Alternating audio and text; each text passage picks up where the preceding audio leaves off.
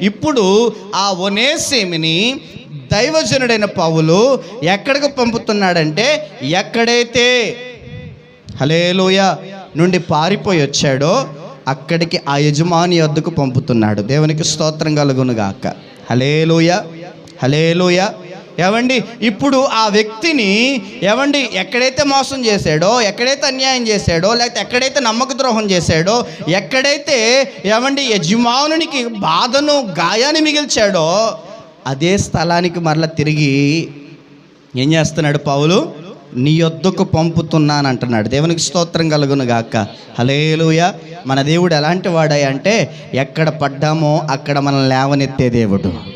హల్లెలూయా.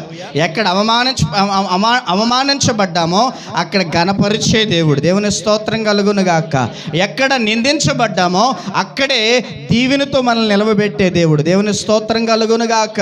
హల్లెలూయా.